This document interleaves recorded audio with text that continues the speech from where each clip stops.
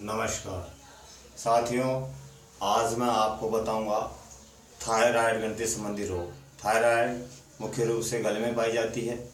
Thyroid का रोग किन अवस्थाओं में ज्योतिष में जातक के हो जाता है, किस कारण से, किन ग्रहों की वजह से जातक के थायराइड ग्रंथि का रोग पाया जाता है, मैं बताऊंगा।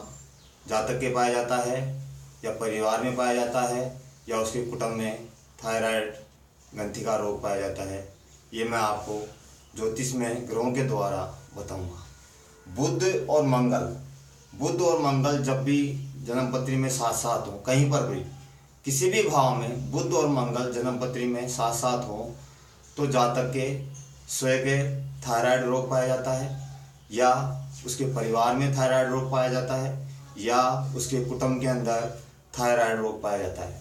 इस बुध मंगल के दोनों साथ साथ बैठे हों उस अवस्था में पाया जाता है। पर इस बुध मंगल पर बृहस्पति की दृष्टि नहीं होनी चाहिए। अगर बृहस्पति की दृष्टि होगी, बृहस्पति से दृष्ट होगा बुध और मंगल दोनों साथ बैठे हुए, अगर बृहस्पति से दृष्ट है तो थायराइड रोग नहीं पाया जाएगा, क्योंकि बृहस्पति को गंगा जल माना गया है एक तरह से, और वो बृहस्पति की दृष्टि गंगा जल का काम करती है और वो उस रोग को खत्म कर देती है, शुद्ध कर देती है।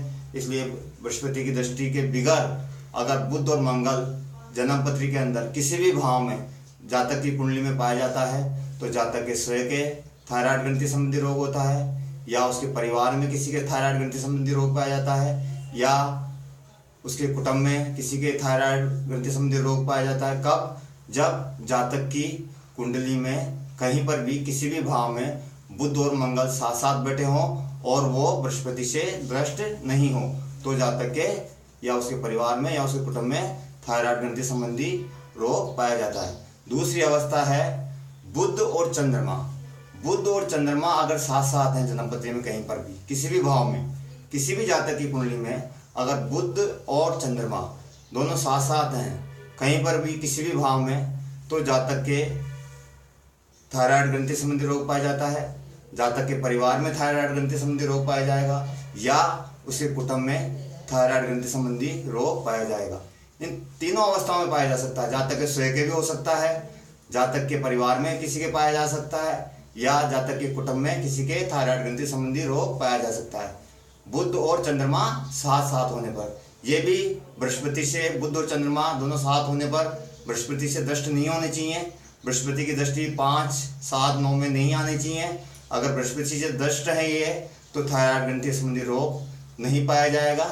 इसलिए बुध और मंगल साथ साथ हो और बृहस्पति की दृष्टि हो नहीं हो, बुध और मंगल साथ साथ और बृहस्पति की दृष्टि इन पर नहीं हो तो जातक के स्वयं के थायराइड ग्रंथि संबंधी रोग पाया जाएगा, उसके परिवार में पाया जाएगा या उसके कुटुंब में थायराइड ग्रंथि संबंधी रोग पाया जाएगा।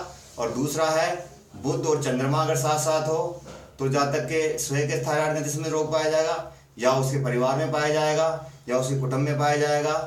कब? इन दोनों अवस्थाओं में कब होगा? जब बुध और मंगल या बुध और चंद्रमा पर बृहस्पति की दृष्टि नहीं हो।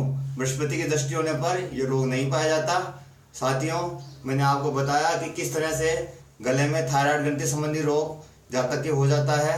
साथियों, आप मेरे वीडियो को लाइक करें, कमेंट दें, शेयर करें और सब्सक्राइब करें। धन्यवाद।